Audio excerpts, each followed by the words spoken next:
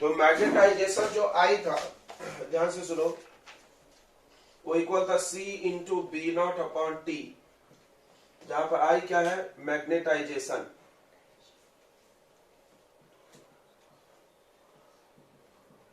Magnetisation मतलब समझता है ना, मैग्नेटिक फील्ड बनने की एबिलिटी। क्या फॉर्मूला था इसका बताइए, magnetic dipole moment upon volume, बराबर। इसका फॉर्मूला क्या था, डाइपोल मोमेंट अपॉन वॉल्यूम। सी को बोलते हैं क्यूरीज कांस्टेंट,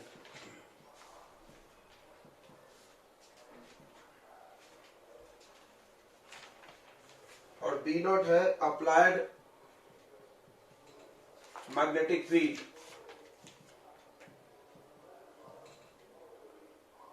और टी है एब्सोल्यूट टेम्परेचर।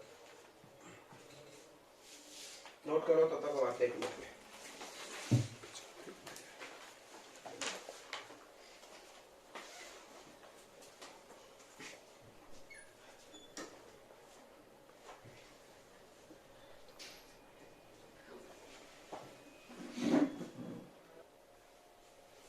चलो, तो आई बताता है कि कौन कितना मैग्नेट बनेगा, और बी जो हमने मैग्नेटिक फील्ड अप्लाई किया था, कहानी आपको याद होगा कि एक सोलेनॉइड है, इस सोलेनॉइड के अंदर बी नॉट मैग्नेटिक फील्ड हमने अप्लाई किया और एक लोहा रख दिए, लोहे में मैग्नेट बनने की क्षमता कितनी है, आई। ये कहानी है पूरी। तो वो डिपेंड करता है टेम्परेचर पे, देखो इनवर्सली प्रोपोर्शनल टू टेम्परेचर। तो यहां से बोल सकते हो I is inversely proportional to temperature, मतलब अगर टेम्परेचर बढ़ा देंगे हम, अगर हम टेम्परेचर इंक्रीज कर दें तो उसको मैग्नेटाइज होने की क्षमता क्या हो जाएगी, थोड़ी डिक्रीज हो जाएगी, ठीक है। तो अगर गर्म करने से इसीलिए मैग्नेटिक पावर, मैग्नेट का लॉस हो जाता है, सबने सुना होगा। चलिए, तो इसको थोड़ा सा और आगे बढ़ाते हैं हम लोग। बी नॉट का वैल्यू डाल दो,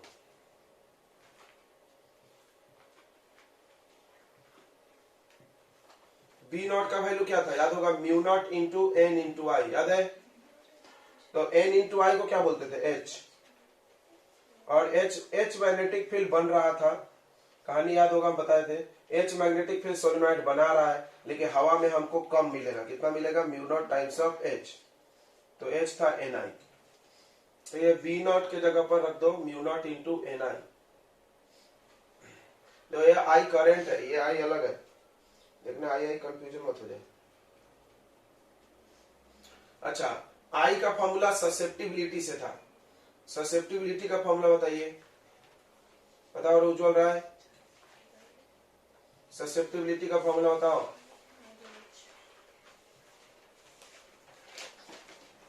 ची होते थे, chi, I by H, I by H है, तो यहां से आप फॉर्मूला निकाल लो आई का।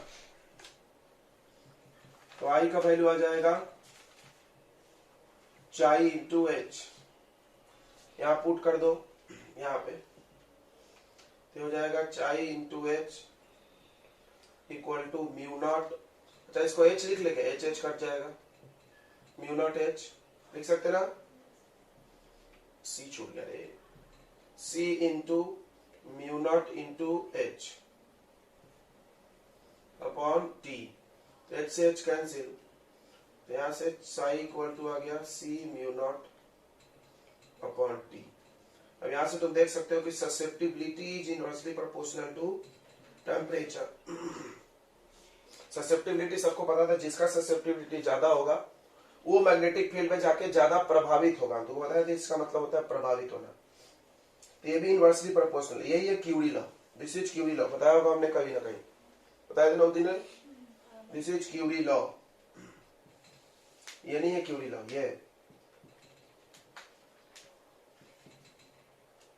ये क्यूरी का लॉ है, ठीक है।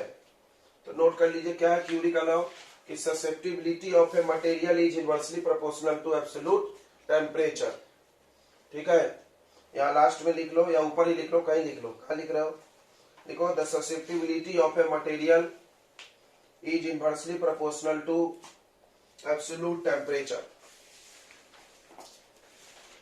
The susceptibility of a material is inversely proportional to temperature, this is Curie's law. बाकी आप नोट कर लीजिए। अभी आपने पढ़ा कि susceptibility is inversely proportional to absolute temperature. इसको इक्वल में लिखेंगे तो यहाँ कांस्टेंट आया था क्या, C और mu naught upon T।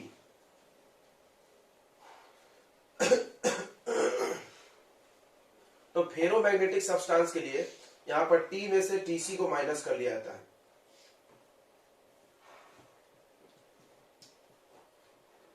Curie temperature minus हो जाता है।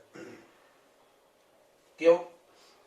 क्योंकि Tc के बाद ये लॉ एप्लीकेबल नहीं होगा फेरोमैग्नेटिक। आप Tc का डेफिनेशन लिख लो फिर समझेगा। देखो क्यूरी टेम्परेचर लिखिए, the temperature at which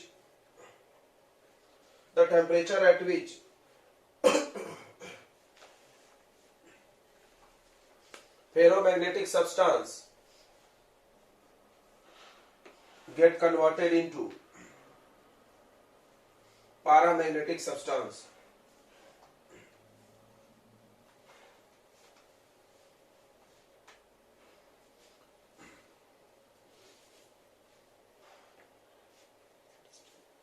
The temperature at which ferromagnetic substance get converted into paramagnetic substance, एक ऐसा टेम्परेचर जिसमें फेरो पारा बन जाएगा, मतलब मैग्नेटिज्म खराब हो गई उसकी। कैसे? तो पता है टेम्परेचर बढ़ाएंगे तो मैग्नेटिज्म क्या होती है, घटती है। तो पारा और फेरो में अच्छा कौन है, कोई इसका ज्यादा ससेप्टिबिलिटी है? फेरो का सबसे ज्यादा ससेप्टिबिलिटी किसकी है, फेरो। याद करो हमने ग्रेटर देन 1 बताया था, बोले थे 1000 है।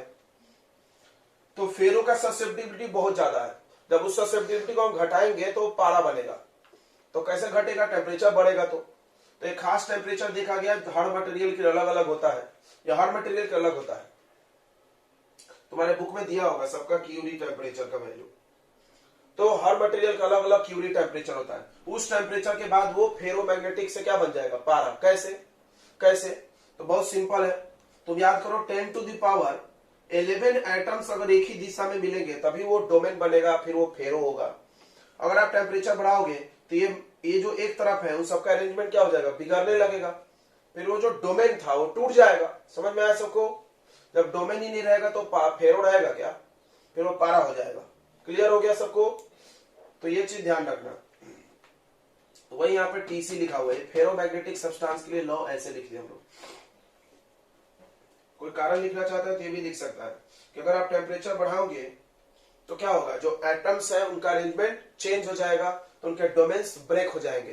देन वो फेरो से क्या बन जाएगा, पारामैग्नेटिक बन जाएगा। क्लियर है? नोट कर लो, कोर ले लो, 10th में पढ़े होंगे। एक सोलेनॉइड के अंदर एक लोहा डाल दो, पढ़ेगा 10th में सबने। तो उसको बोलते हैं हम लोग इलेक्ट्रोमैग्नेट।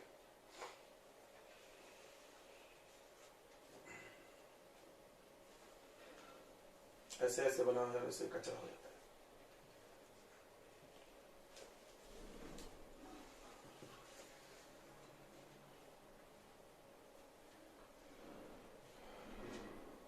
अब इसके अंदर एक आयरन डाला हुआ है। ये आयरन है, सॉफ्ट आयरन कोर।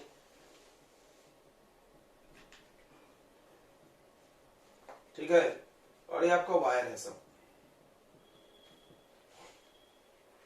ये है इलेक्ट्रोमैग्नेट।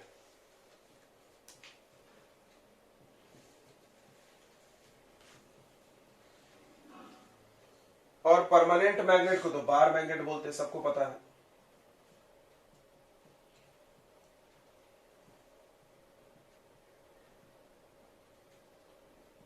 ये सोलेनॉइड होगा, करंट कैरिंग सोलेनॉइड।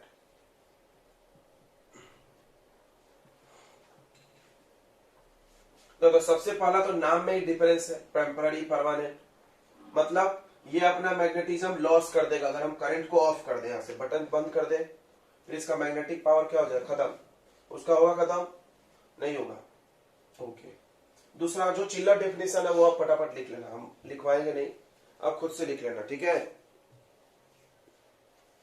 तो दूसरा डिफरेंस बड़ा इंपॉर्टेंट है कि यहां पर हम पोल्स को बदल सकते हैं।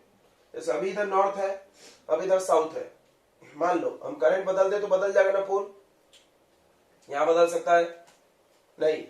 ये मत बोलना कि सर मैग्नेट घुमा दो, कोई बदल जाएगा, मैग्नेट घुमा दो वैसे नहीं, बिना मैग्नेट घुमाए तो नहीं बदल सकते, यहाँ नहीं बदल सकते, यहाँ बदल सकते हैं। ओके, यहाँ पे मैग्नेट के जो स्ट्रेंथ है उसको हम बढ़ा घटा सकते हैं। कैसे? तुमको पता होगा सोलेनॉइड के द्वारा बनाई गई magnetic field mu naught mu r n into I इतना होता है। तो अगर हम टर्न्स बदल दें, रिलेटिव परमेबिलिटी बदल दें, आई बदल दें, तो क्या बढ़ जाएगा इसका मैग्नेटिक फील्ड। इसका बढ़ेगा नहीं, बढ़ सकता, जितना है उतना ही रहेगा फिक्स, ना घट सकता ना बढ़ सकता। घट सकता है लगे तो टेम्परेचर बढ़ा दो तो, ठीक है। और बताओ डिफरेंस। हाँ, ये वीक होता है, टेम्पररी वाला क्या होता है, सॉरी टेम्पररी का मैग्नेटिज्म क्या होता है, स्ट्रॉन्ग, और इसका क्या होता है, वीक, इसके तुलना में। और कोई डिफरेंस बताओ बच्चों।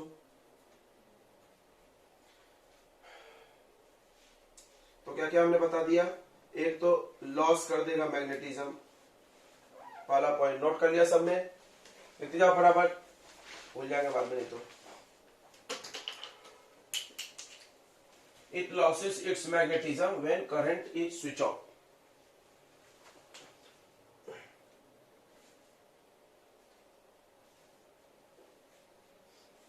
जब करंट स्विच ऑफ करेंगे तो अपना मैग्नेटिज्म को लॉस कर देगा।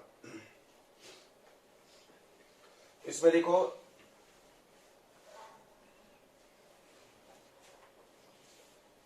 it do not loses its magnetism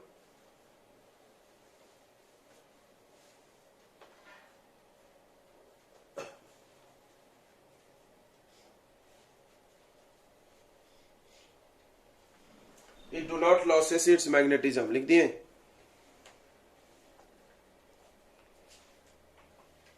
okay, next point पे लिखो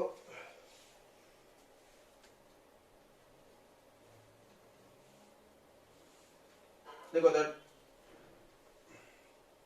direction of magnetic field can be change by changing the current. Direction of magnetic field can be changed by changing the direction of current.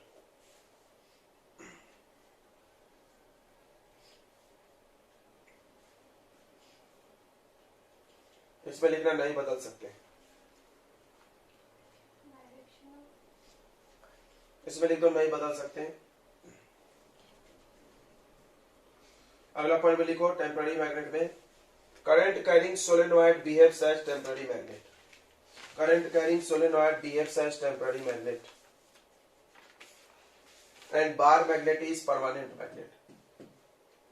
Bar magnet is permanent magnet.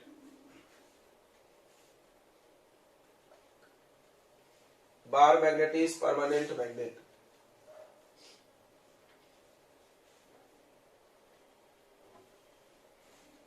अगला लिखो the strength of magnetic field is stronger. Strength of magnetic field is stronger.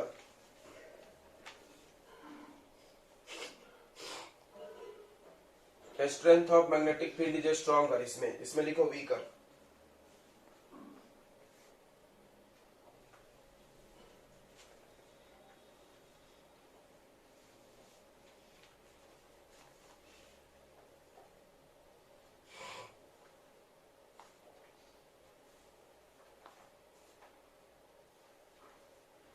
तो एक बड़ा important बात बता रहे हैं तुमको, ध्यान से सुन लो। सॉफ्ट आयरन,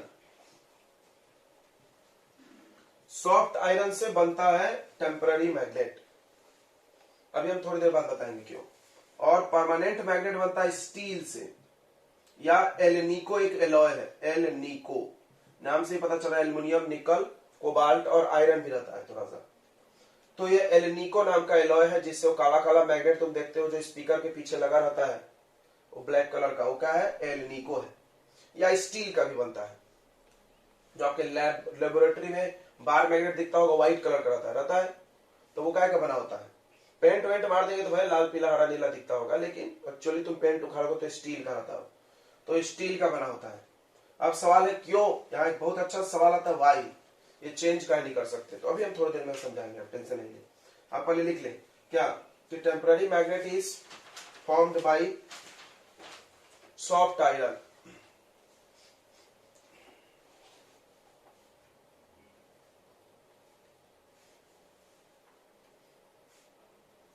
और परमानेंट मैग्नेट में लिखो it is form by steel and alnico.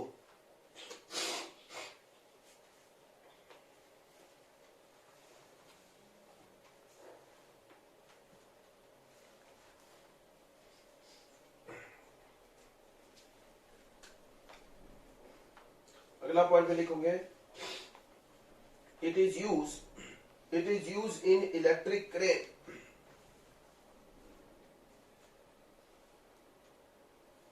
Crane जानते हैं? क्रेन क्या होता है? क्रेन कोई भी भारी चीजों को उठाते हैं हम लोग।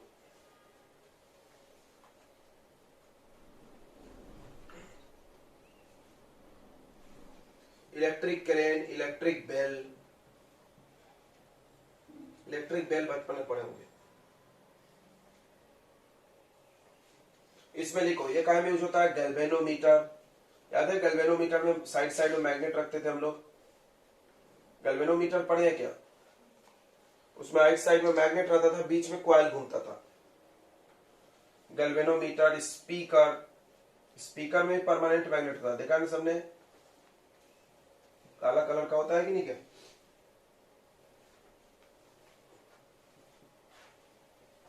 टेम्पररी मैग्नेट में लिखो कि इसका रिटेंटिविटी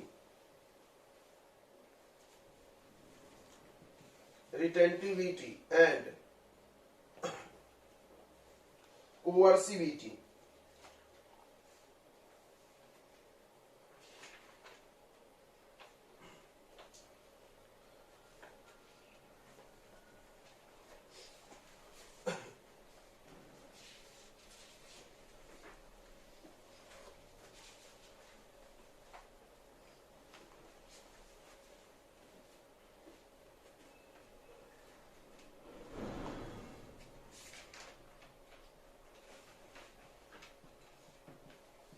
कोअर्सिविटी हाई होता है।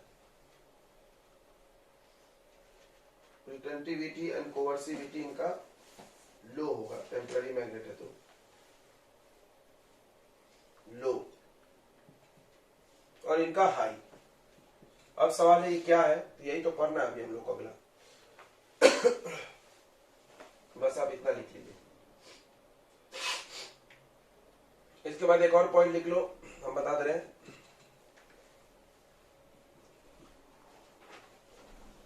Area of hysteresis curve.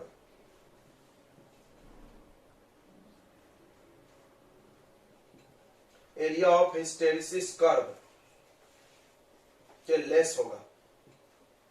Area of hysteresis curve less होगा और उसमें लिखो area of hysteresis curve. Hysteresis का स्पेलिंग समझ रहा है? HYSTERESIS। Area of hysteresis curve less और उसमें high.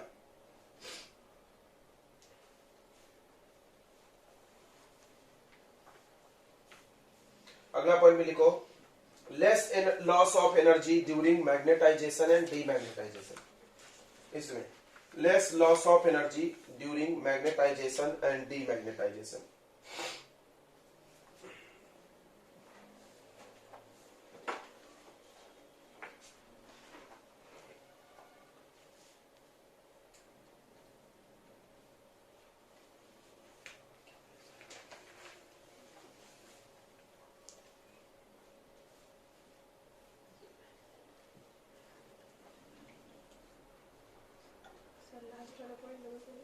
Less loss of energy during magnetization and demagnetisation. चलिए तो हम लोग को दो तीन चीजें समझना है, रिटेंटिविटी, कोअर्सिविटी, हिस्टेरिसिस। तो बस ये आखिरी टॉपिक ही है तीनों। उसके बाद ये चैप्टर हो गया खत्म।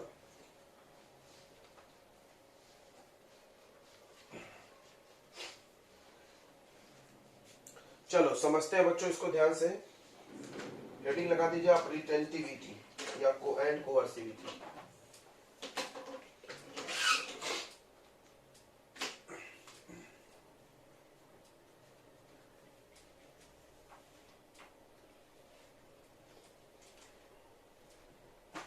तो रिटेंटिविटी को आप अपने प्रैक्टिकल एग्जांपल से जोड़िए, हम बताते हैं। रिटेंटिविटी का मतलब होता है जैसे ट्यूशन के बाद जाने के बाद, जैसे मैंने पढ़ा दिया, हमारा काम है पढ़ाना, हम पढ़ा दिए। उसके बाद क्लास खत्म हुई, आप घर जाके क्या करते हो? तो जो अच्छे बच्चे होंगे, हम उम्मीद करते हैं कि जरूर इसको रिवाइज करते होंगे, पढ़ते होंगे या देखते होंगे, क्वेश्चंस बना ले, कुछ कर ले। और जो बेकार बच्चे होंगे वो क्या करते हो? कॉपी बंद, बस क्लास खत्म, फिर तो कोई मतलब ही नहीं है हमको पढ़ाई से, कॉपी बंद। सेम टू सेम ये रिटेंटिविटी होता है क्या है? देखो, दो प्रकार के मटेरियल की बात इसमें हमेशा की जाती है। एक अच्छा पढ़ने वाला विद्यार्थी नहीं है आयरन, और पढ़ने वाला है स्टील। देखो अभी होता क्या है, दोनों चीजें मैग्नेटिक डोमेन से बनी हुई है। ध्यान से समझना, हम आपको एग्जांपल दूसरा ऐसे देते हैं। ये मेरे पेन को समझिए आप, इतने सारे पेन है, ये सब एक एक पेन एक एक डोमेन है, आप समझ लो।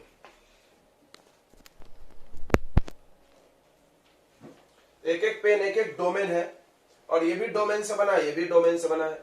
जब ये अनमैग्नेटाइज है, मतलब मैग्नेटिक फील्ड के बाहर है, तो हमने पढ़ा है डोमेन थ्योरी। ये सब डोमेन आपस में कैसा बनाए रहते हैं? Close loop. क्या बनाए रहते हैं? क्लोज लूप बनाए रहते हैं, ऐसे ऐसे ऐसे ऐसे अपना। फिर ये इनका कोई भी फील्ड लाइन बाहर नहीं आता है, तो ये बाजू वाले को अट्रैक्ट रिपेल नहीं करते, मतलब मैग्नेटिज्म नहीं दिखाते। इसका भी वही कहानी है भाई। ये भी पहले बचपन में तो गधे था, ये कौन सा वाला टैलेंटेड था, बाद में मेहनत करके होशियार बना है। दोनों की कहानी सेम थी। इसको हम मैग्नेटिक फील्ड में ले गए, मैग्नेटिक फील्ड ने इस पर टॉर्क लगाया, तो इसके जो डोमेन थे सब एक तरफ अरेंज हो गए। ध्यान से समझना, इसके पूरे डोमेन एक तरफ अरेंज हो गए। ओके, मैग्नेटिक फील्ड ने टॉर्क लगाया। जैसे चाहे बच्चा कमजोर हो चाहे होशियार हो, मेरे क्लास में जब आएगा तो डर से सीधा ही रहता है। ये देखो, मेरा मैग्नेटिक फील्ड लगा, वो बेचारा टाइट है। लेकिन जैसे ही मैग्नेटिक फील्ड हटा, जैसे हम क्लास से बाहर निकले, क्या होगा इसके साथ? ये पढ़ने वाला नहीं है, क्या करेगा? है पढ़ाई लिखाई बंद, खत्म। फिर वो नॉर्मल अपने मूड में वापस, ये ऐसा हो जाएगा। जैसे हम मैग्नेटिक फील्ड हटाएंगे तो बराबर, दो चार जहां पर हम जड़ दिए तब तक टाइट है, फिर खत्म, उसका प्रभाव खत्म, वो खत्म, मैग्नेटिज्म खत्म इसका।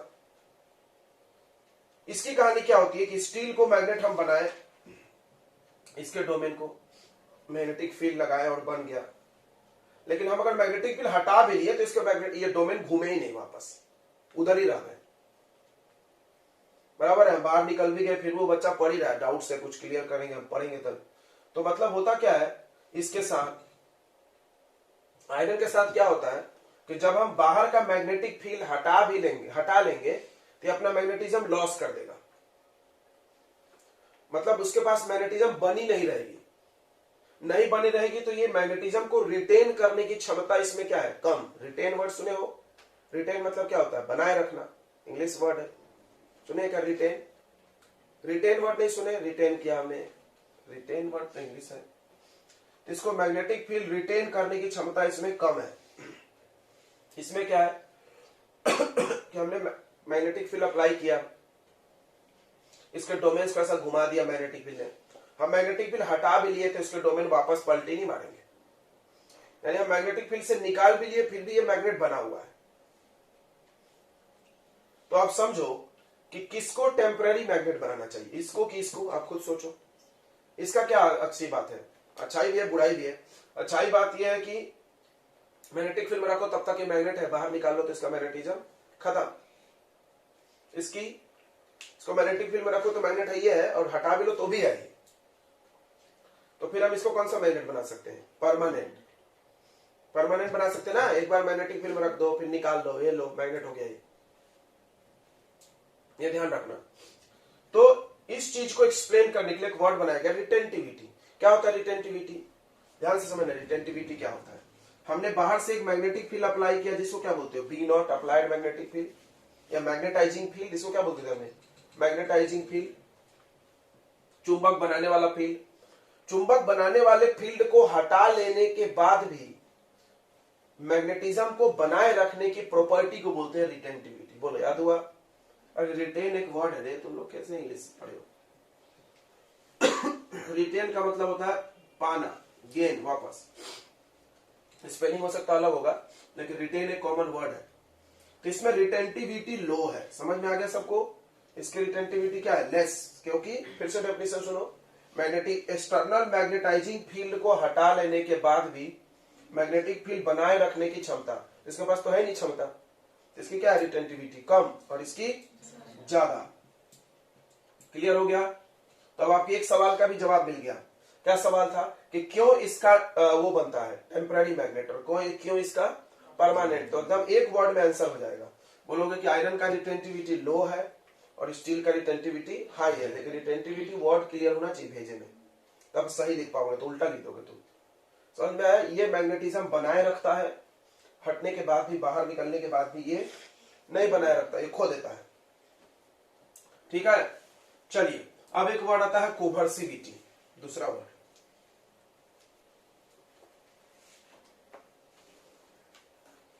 कोर्सिविटी क्या लिखा है? कोवर्सिविटी लिखा है। देखो अब क्या पढ़ते हैं इसमें। अब हुआ क्या, ध्यान से सुनो। जैसे अब आयरन और स्टील को देखो, हमने मैग्नेटिक फील्ड हटा लिया। ओके, हटा लेने के बाद इसका आर लेस है। देखो हमने क्या बोला, इसका रिटेंटिविटी कम है, हमने जीरो नहीं बोला। मतलब हो सकता है गलती से एक डोमेन इधर अरेंज रहता होगा। ठीक है, ओके। अब समझना, थोड़ा सा हम कहानी समझाते तुमको। होता क्या है, ये सब लोग ऐसे क्लोज लूप बनाए रहते हैं। जब बाहर से तुम मैग्नेटिक फील्ड लगाते हो तो वो मैग्नेटिक फील्ड इन पे टॉर्क अप्लाई करता है, छोटे छोटे डोमेन्स पे, बताया था हमने, और वो इनको घुमा देता है मैग्नेटिक फील्ड की तरह। फिर ये लोग मैग्नेट बन जाते हैं। ठीक है, अब जैसे हम फील्ड हटाएंगे तो ऐसा नहीं कि पलट के इधर घूम जाएगा, या मान लो मैग्नेटिक फील्ड इधर पलट दिए तो होगा क्या, ये जैसे ऐसे थे, फिर ये वापस अपने ओरिजिनल स्टेट पे आएंगे जैसा ये थे, और फिर इधर घूमेंगे। याद रखना इस बात को। फिर से डोमेन की नेचर क्या होती है कि हमने इसमें मैग्नेटिक फील्ड लगाया तो ये घूम गया इधर, मान लो इधर मैग्नेटिक फील्ड है, इधर घूम गया सब। ठीक है, जैसे हम हटाएं, अगर वो रिटेंटिविटी कम है तो लौट जाएगा वापस। क्लियर हो रहा है? मेरी भाषा समझ में आ रही? रिटेंटिविटी कम का मतलब मैग्नेटिक फील्ड हटाने के बाद पलटी अपने जगह पे वापस आने की क्षमता, मतलब रिटेन करने की क्षमता कम। इसके पास रिटेन करने की क्षमता कम है तो सारा मैग्नेटिक डोमेन अपना चेंज हो जाएगा, ऐसा वापस हो जाएगा। और फिर हम उधर अगर उल्टा मैग्नेटिक फील्ड लगा दिए इधर, तो फिर ये धीरे से इधर घूम जाएगा ना। अभी तो हम तुमको बता रहे थे।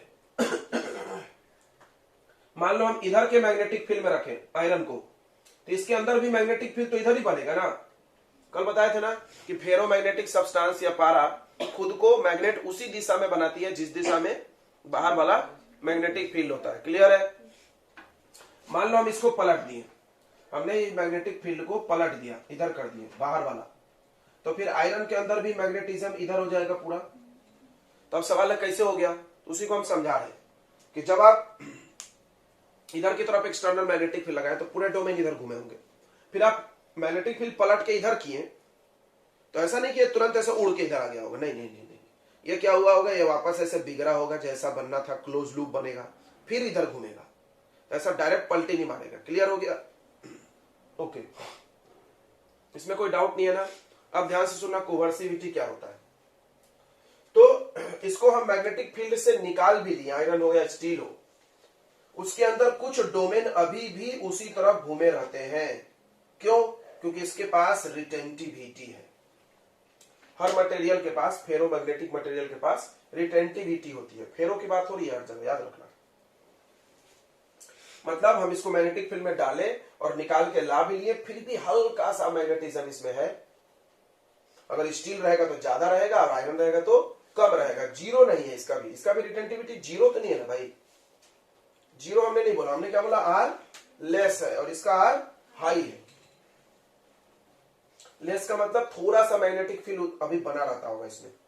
अब क्या होगा, हम चाहते हैं ये जीरो हो जाए पूरा, तो हम इसके डोमेन को इधर घुमाना होगा, उल्टा, मतलब बिगाड़ना होगा। तो बिगाड़ने के लिए हमने क्या किया, उल्टा मैग्नेटिक फील्ड लगाया। समझना ध्यान से, हमने उल्टा मैग्नेटिक फील्ड लगाया। तो बोला क्यों सर, इधर लगाओगे तो घूम जाएगा। हम बोले नहीं, तुम सुने नहीं मेरी बात, कहानी ध्यान से। ये पहले ऐसे था, फिर ये बिगड़ेगा और फिर घूमेगा, तो हमको जैसा ओरिजिनल स्टेट में था वैसा लाना है, तो उल्टा ही मैग्नेटिक फील्ड लगाना पड़ेगा। उल्टा मैग्नेटिक फील्ड लगाने से इसके डोमेन पलट गए या जो भी हुआ, मतलब इसके अंदर जो बचा हुआ मैग्नेटिक फील्ड का, ध्यान से समझना, एक वर्ड यूज होता है रेसिडुअल। अभी तो हम यही वर्ड में यहां बता रहे थे, रेसिडुअल मैग्नेटिक फील्ड। इसका मतलब समझा? होता क्या है कि हम इसको मैग्नेटिक फील्ड में रखते हैं आयरन को, ये मैग्नेटाइज होता है, मैग्नेटिक फील्ड तुम हटा लोगे तो भी इसके पास थोड़ा सा मैग्नेटिक फील्ड बचता है। आयरन के पास थोड़ा बचता है, स्टील के पास बहुत बचता है। क्यों? क्योंकि स्टील का रिटेंटिविटी क्या है? हाई, और आयरन का रिटेंटिविटी लो, यानी बचता तो दोनों के पास है। ये बात क्लियर है। अब ये बचे हुए मैग्नेटिक फील्ड को हम जीरो करना चाहते हैं। भाई हम चाहते हैं पूरा खत्म हो जाए इसका पावर, तो फिर क्या करना पड़ेगा हमको? किधर मैग्नेटिक फील्ड अप्लाई करना पड़ेगा? अपोजिट डायरेक्शन में। क्लियर है? इधर लगाओगे तो खत्म नहीं होगा ये पावर। अरे मैग्नेटिक फील्ड बचा है, इसका मतलब क्या है? उसके कुछ डोमेन अभी भी उधर की तरफ घूमे हुए हैं। क्लियर है ना ये बात? तो आपने क्या किया? अपोजिट मैग्नेटाइजिंग फील्ड लगा दिया। मैग्नेटाइज करने वाले जो बाहर से फील्ड लगाते थे उसको विपरीत कर दो, तो विपरीत करेंगे तो ये बिगड़ जाएगा, और इसके अंदर जो रेसिडुअल मैग्नेटिक फील्ड है वो जीरो हो जाएगा अपोजिट लगाने पे। तो आप सुनो, इसको हम लगाएं तो ये रेसिडुअल मैग्नेटिक फील्ड जीरो हो गया। अब आप तुम सोच के बताओ कि आयरन और स्टील में किसको ज्यादा अपोजिट डायरेक्शन में पावरफुल मैग्नेट चाहिए जीरो बनाने के लिए बचा हुआ मैग्नेटिज्म को? स्टील को, क्योंकि स्टील के ज्यादा डोमेन इधर घूमे हुए हैं, आयरन का तो बहुत कम था। तो उसको इधर पलटने के लिए, मतलब वापस जैसा लाने के लिए, जीरो बनाने के लिए ज्यादा स्ट्रॉन्ग मैग्नेटिक फील्ड लगेगा। तो कोवर्सिविटी क्या होती है? ध्यान सुनना, कोवर्सिविटी का डेफिनेशन क्या है? ध्यान सुनो,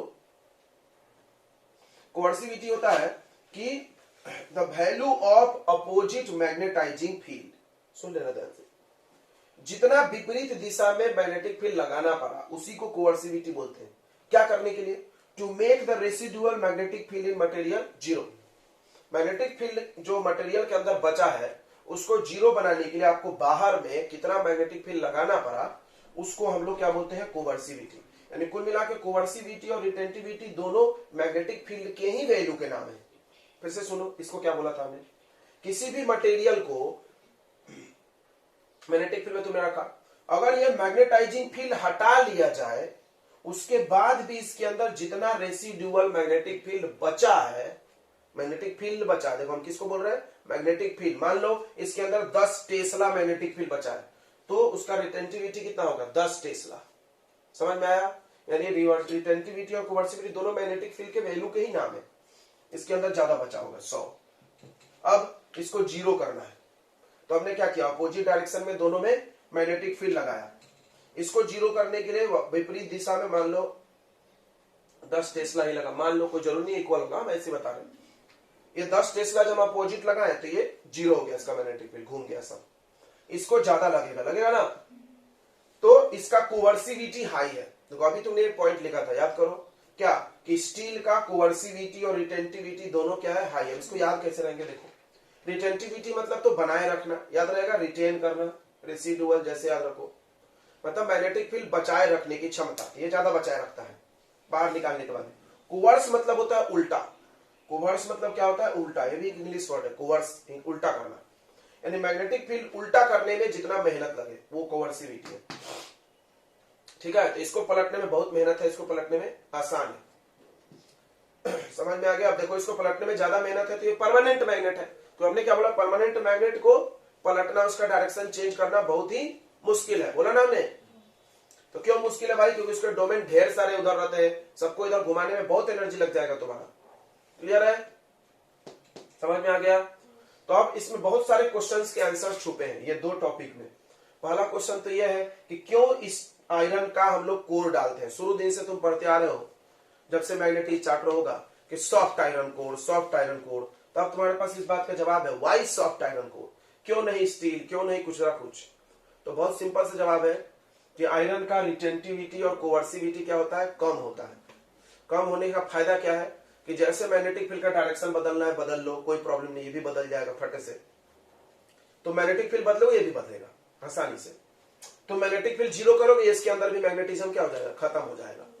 तो ये टेम्पररी मैग्नेट बेस्ट है। ये भैया मैग्नेटिक फील्ड हटा भी लोगे लेकिन वो मैग्नेट बना ही रहेगा, तो प्रॉब्लम हो जाएगा हमको। इसके डायरेक्शन को पलटने में बहुत मेहनत है, पलट भी नहीं सकते तुम, तो बहुत ज्यादा मैग्नेटिक फील्ड लगेगा। समझ में आ गया सबको? इतनी बातें, कोई दिक्कत? तो इसीलिए इसका हम परमानेंट मैग्नेट बनाते हैं और इसका टेम्पररी मैग्नेट। क्लियर हो गया? चलिए, तो रिटेंटिविटी क्या बात कर रहे हो? मैग्नेटाइज हो जाता है।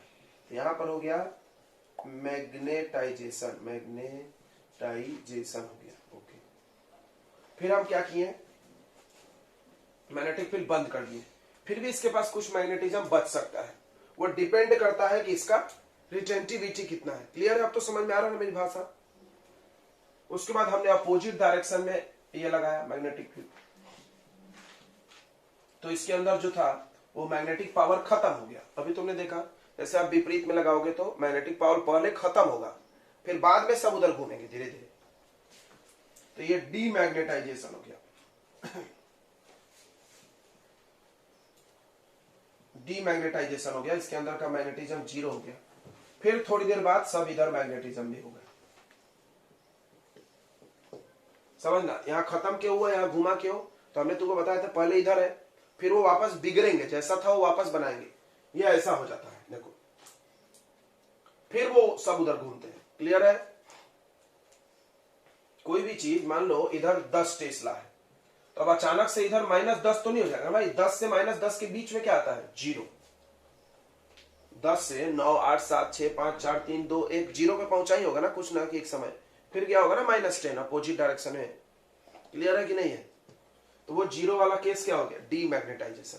तो अब होता क्या है कि जब आप मैग्नेटाइज और डीमैग्नेटाइज कर रहे हैं तो बहुत सारा आपका एनर्जी लॉस हो जाएगा। कोई बोला एनर्जी कहाँ दिया हमने?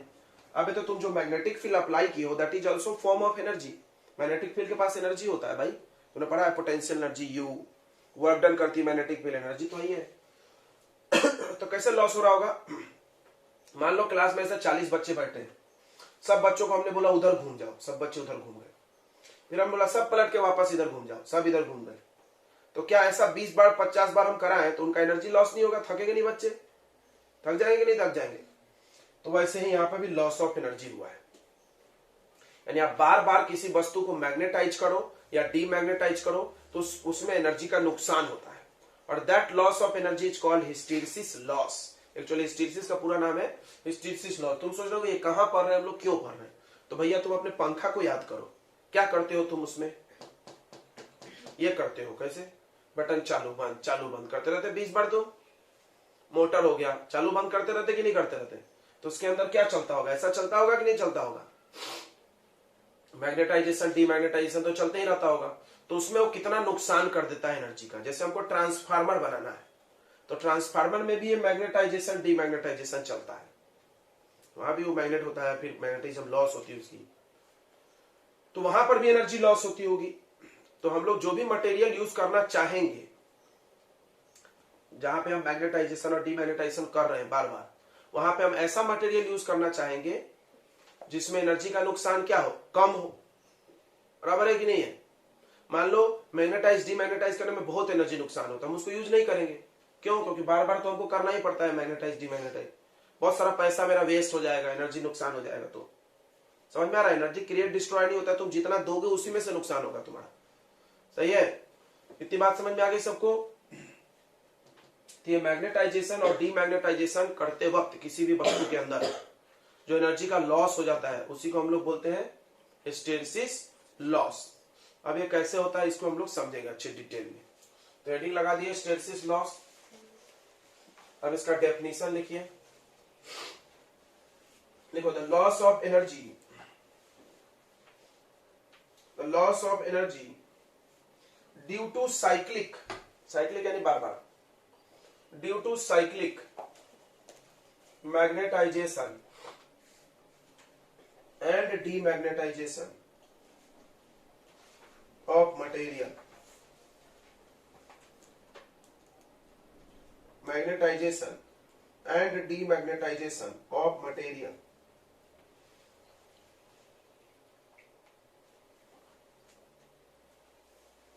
is called hysteresis loss.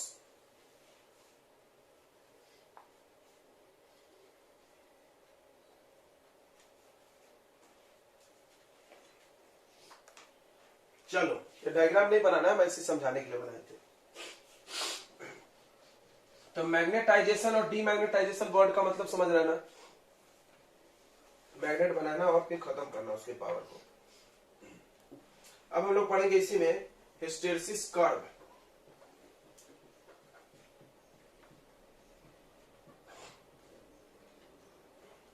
तो हिस्टेरेसिस कर्व, कर्व मतलब सब लोग जानता है ग्राफ है, एक्चुअली ये ग्राफ है,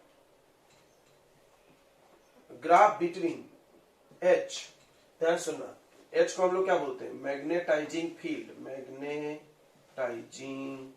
फील्ड ये बोलते थे ना, एच को क्या बोलते थे, मैग्नेटाइजिंग फील्ड बोलते थे, एंड बी, बी एम माने मटेरियल में जो मैग्नेटिज्म है,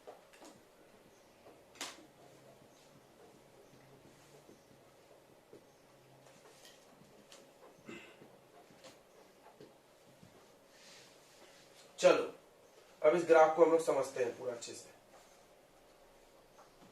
तो ये ग्राफ अपना 6-7 स्टेप में बनेगा, हर स्टेप को आपको अच्छे से समझना होगा। तो इधर H है, H यानी इसको तुम ऐसा समझो कि मैग्नेट बनाने वाला फील्ड, मैग्नेट बनाने, कल भी हमने लिखा था वाला फील्ड, और ये BM मतलब मैग्नेटिक फील्ड इन मटेरियल, ये तो समझ रहा है। अब ये पूरी कहानी समझने के लिए आप वही एग्जांपल मानिए कि एक सोलेनॉइड है, इसके अंदर हमने क्या डाल दिया, एक लोहा डाल दिया, क्लियर है, और उसको हम मैग्नेटाइज करेंगे और डीमैग्नेटाइज करेंगे, समझ रहा है ना, मैग्नेटाइज डीमैग्नेटाइज मतलब। तो हमने क्या किया, H बढ़ा दिया, H मतलब H इक्वल टू NI होता है, H इक्वल टू क्या होता है, NI, H कैसे बढ़ा दिया, I बढ़ा दिए होंगे। जब H बढ़ाए होंगे तो इस लोहे के अंदर बनने वाली मैग्नेटिक फील्ड बढ़ेगी कि नहीं बढ़ेगी, बढ़ेगी।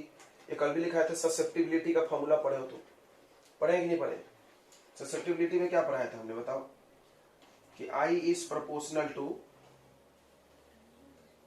ससेप्टिबिलिटी का फॉर्मूला क्या है, तो I is proportional to H। I मतलब वस्तु के अंदर जो मैग्नेटाइजेशन है, I का नाम क्या था, मैग्नेटाइजेशन इन मटेरियल, वस्तु के अंदर जो मैग्नेटाइजेशन है वो डायरेक्टली प्रोपोर्शनल था मैग्नेटाइजिंग फील्ड के। तो हम I के जगह B भी लिख सकते हैं ना, BM, वस्तु के अंदर मैग्नेटिक लिख सकते कि नहीं, I और BM एक अच्छा है पगलो, याद करो, म्यू नॉट इंटू आई, याद करो, ये फार्मूले अगर नहीं याद रहेंगे तो तुमको मजा नहीं आएगा। I proportional to H, I और H एक ही है, कैसे, I को म्यू नॉट से मल्टीप्लाई करते तो BM मिलता था, बराबर है, तो BM तो कांस्टेंट था। तो हमने क्या किया कि H को बढ़ाया, देखो यहां पर एक जीरो है अभी, H को जैसे जैसे बढ़ाया वैसे वैसे BM भी बढ़ा, यूनिफॉर्मली बढ़ा ऐसे, देखो ये क्या बता रहा है कि जैसे जैसे हम मैग्नेट बनाने वाले फील्ड को मजबूत कर रहे हैं तो इस लोहे के अंदर मैग्नेटिक पावर भी क्या हो रही है, बढ़ रही है, बराबर, समझ में आ रहा है, करे सो रहे हैं, तो ये ऐसे बढ़ा। फिर कुछ समय बाद, ध्यान से समझना एकदम दिल से, बहुत इंपॉर्टेंट है, कुछ समय बाद ये ऐसा हो गई, अरे तेरी ये क्या हो गया, इसको बोलते हैं सेचुरेट करना, सेचुरेशन,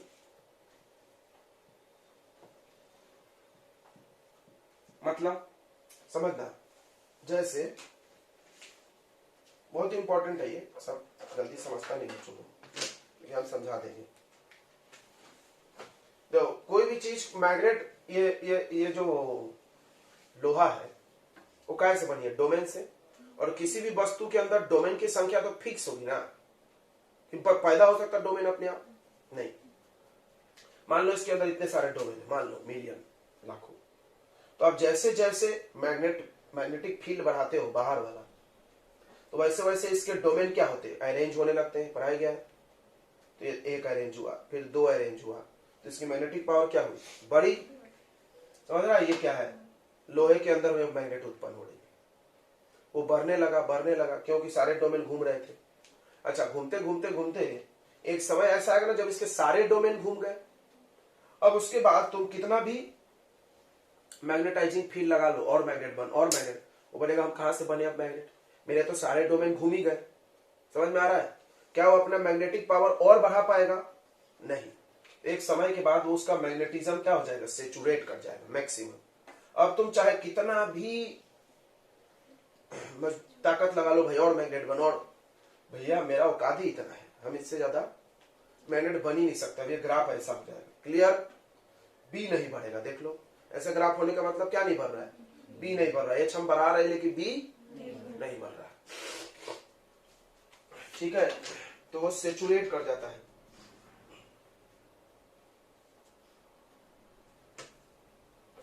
सेचुरेट क्यों करता है, क्लियर हो गया ना?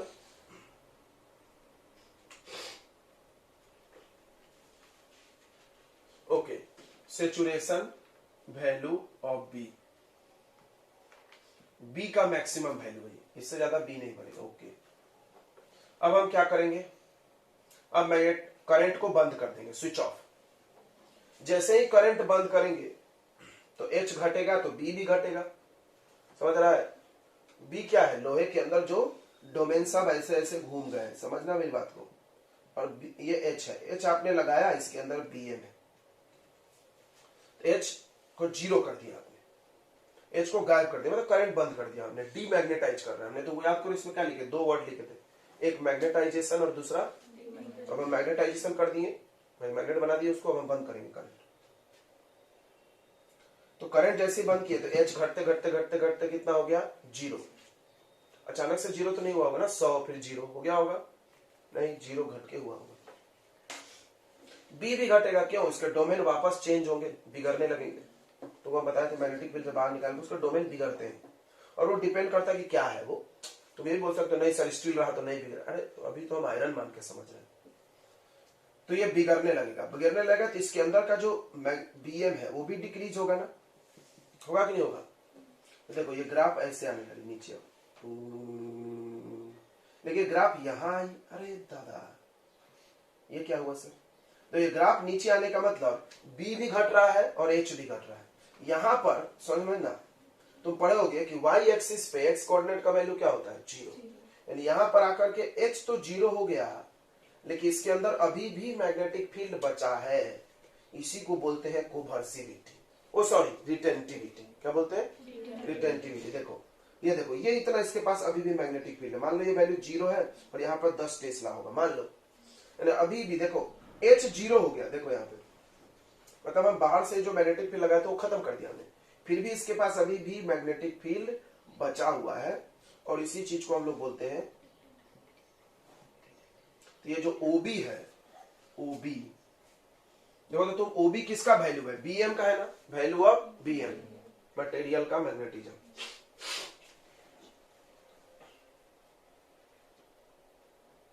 यह है आपको रिटेंटिविटी।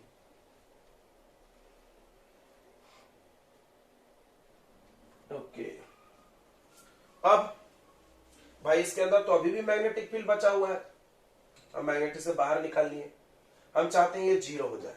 तो हमने क्या किया, अब अपोजिट डायरेक्शन में एच लगाए, ये देखो अब एच इधर चला, निगेटिव, अपोजिट एच। जब अपोजिट एच लगाए तो ये इनको घुमाने लगा, घुमाने के पहले ये बिगड़ेंगे, बताया था हमने तुमको, पहले क्लोज लूप बनाएंगे, ऐसे क्लोज लूप बना लिए। जैसे ये क्लोज लूप बनाया तो इसके अंदर जो बीएम था वो कितना हो गया, जीरो, लेकिन उसके लिए कुछ ना कुछ एच लग गया, -10 एच लगा होगा ना अपोजिट में, तभी तो जीरो बना है। ये देखो ये ग्राफ हम नीचे उतरेगी, नीचे उतरेगी मतलब बीएम घटाना है और एच बढ़ाना है, वो भी अपोजिट में। तो ग्राफ इधर आएगी क्या, देखो तो आएगी क्या आत्मा। अब यहां पर आके क्या हुआ, देखो ये एक्स एक्सिस पे वाई कोऑर्डिनेट जीरो होता है, यानी यहां पर आके आप देखोगे तो बीएम का वैल्यू कितना हो गया, जीरो, यानी इसके अंदर अब मैग्नेटिज्म खत्म। लेकिन उसको खत्म करने के चक्कर में तुमको थोड़ा सा अपोजिट में एच लग गया, दिस इज कोवर्सिविटी। बोलो समझा, ओसी क्या है, कोवर्सिविटी। क्या स्पेलिंग है, CO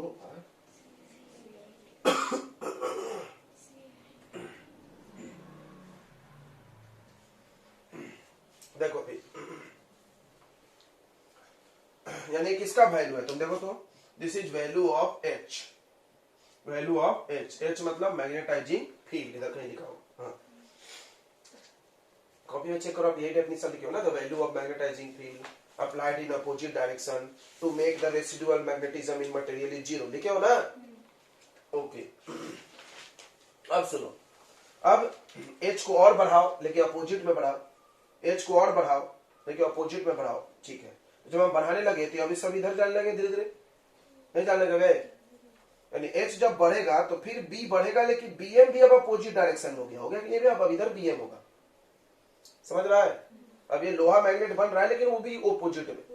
तो ये देखो एरो, देखो ये जैसे यहां बना था, सॉरी, और फिर थोड़ी देर बाद ये सेचुरेट क्यों, क्योंकि इसके जब सारे डोमेन घूम जाएंगे तो थोड़ी ना बढ़ने देगा, ये मैग्नेटिक फील्ड नहीं बढ़ेगा, तुम H बढ़ा लो लेकिन नहीं बढ़ेगा। क्लियर हो रहा है कि नहीं हो रहा है। ये सेचुरेट किया इन अपोजिट डायरेक्शन। फिर हम इसको हटा लेंगे तो क्या होगा, हटा लेंगे तो H 0 हटेगा, देखो, लेकिन B पूरा नहीं घूमेगा, B 1 2 बच जाएगा इधर। H हटाएंगे तो B भी कम होगा, तो ये ग्राफ यहां आएगी। फिर ये बच गया रिटेंटिविटी, क्या है ये, रिटेंटिविटी, ऊपर और नीचे सेम रहना चाहिए।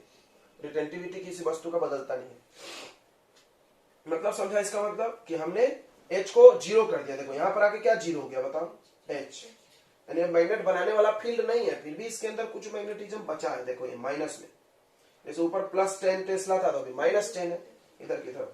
फिर हम इसको 0 बनाने के लिए फिर इधर लगाएंगे मैग्नेटिज्म, लगाएंगे ना, फिर ये अपोजिट डायरेक्शन में H जाएगा तो फिर ये 0 हो जाएगी ना, घूम घाम के पूरे डोमेन ऐसे हो जाएगा, क्लोज लूप बना लेंगे, हो जाएगा 0। फिर क्या होगा, फिर H और बढ़ाओ तो इधर भी ये बढ़ेगा और फिर सेचुरेट कर जाएगी। देखो तो क्लियर हो गया। यह है हिस्टेरिसिस कर्व, अच्छा मस्त डिजाइन बनाया गया। तो ये हिस्टेरिसिस कर्व है, ओके। इस कर्व का जो एरिया है, एरिया अंडर द कर्व, वो डिनोट करता है हिस्टेरिसिस लॉस को। मतलब अगर हम ऐसा एक हिस्टेरिसिस कर्व बनाए और एक ऐसा बनाए तो इसमें लॉस ज्यादा है और इसमें लॉस कम है, ठीक है। तो हर मटेरियल का अपना अपना हिस्टेरिसिस कर्व होता है। जैसे मान लो कोई बिजली की सामान बनाने वाली कोई मस्त कंपनी है, जैसे इधर ही कंपनी है केबल कंपनी केजे, तो बिजली के उपकरण बनाती है, वायर बनाती है, ट्रांसफार्मर बनाती है, और भी जितनी चीजें लगती है सब बनाते हो। तो कंपनी जब उनसे कुछ सामान खरीदती होगी तो उनको बोलती होगी कि आप अपने मटेरियल का हिस्टेरिसिस टेस्ट करके ग्राफ बना के दो मेरे को, या खुद कराती होगी टेस्ट, वो करेंगे तो मूर्खे बना के दे देंगे, गलत सलत। मतलब कि ऐसा ग्राफ बना के मिलने से क्या फायदा होता है कि जब हम वो मटेरियल को लगाएंगे बिजली के उपकरण में तो मैग्नेटाइज डीमैग्नेटाइज तो होगा ही, तो उसके अंदर कितना लॉस होगा। अगर ग्राफ में ज्यादा लॉस दिखेगा तो नहीं खरीदेंगे, भाई तुम्हारा मटेरियल ठीक नहीं है, ज्यादा नुकसान हो रहा है मेरा इलेक्ट्रिसिटी का इसमें, तो कम रहेगा तो ठीक है। समझ में आ गया सबको इस कर्व से क्या फायदा है। इसको देख करके आप बता सकते हो कि इस वस्तु को हम मैग्नेटाइज डीमैग्नेटाइज करने वाली चीजें बना सकते हैं कि नहीं बना सकते। अब आप बताओ, पेपर में आ जाता है ऐसे ऐसे दो गर्भ बना दिए और पूछेगा बताओ कौन सा सॉफ्ट आयरन का है, बताओ ऊपर वाला कि नीचे वाला, सॉफ्ट आयरन का कौन सा है, बोलो ऊपर वाला, गुड। क्योंकि देखो सॉफ्ट आयरन का ये रिटेंटिविटी कम होगा, सोचिए रिटेंटिविटी कम तो ग्राफ यहाँ पास से चली जाएगी, कोवर्सिविटी भी कम तो ये छोटा बनेगा ना, लॉस भी कम है ना, तुमको क्या बोला इजीली उनको मैग्नेटाइज डीमैग्नेटाइज कर सकते हैं। तो ये सॉफ्ट आयरन का है, ये किसका होगा, स्टील का। तो ऐसे आपसे पूछे जा सकते हैं ग्राफ बना किसका कौन है, ठीक है। पूरी कहानी समझ में आ गई क्या कि नहीं आई, फिर से समझना है, ये आ गया समझ में ग्राफ कैसे बना है, ओके बस ठीक है। फिर आ गया तो लिखना भी पड़ेगा क्या, बस आप डायग्राम बना लो और डेफिनेशन लिख लो, खत्म। रिटेंटिविटी कोवर्सिविटी हम पहले ही बता दिए आपको। नेक्स्ट पॉइंट पे लिख लो कि ये आयरन का हिस्टेरिसिस कर्व है और ये स्टील का। इससे क्या पता चल रहा है, आयरन में हिस्टेरिसिस लॉस कम है, क्या है, कम। मतलब आयरन को आप बार बार मैग्नेटाइज डीमैग्नेटाइज कर सकते हो, इसीलिए हम आयरन को सॉफ्ट आयरन कोर बनाते हैं, ये भी कारण हो सकता है। स्टील को आप बार बार मैग्नेटाइज डीमैग्नेटाइज मत कर सकते हो भाई, बहुत नुकसान कर देगा तुम्हारा एनर्जी वो, ठीक है। लिख लिए, आयरन का हिस्टेरिसिस कर्व का एरिया कम होता है और इसका हिस्टेरिसिस कर्व का एरिया क्या होता है, स्टील का ज्यादा होता है, क्योंकि इसको मैग्नेटाइज डीमैग्नेटाइज करने में बहुत ताकत खर्च होगा।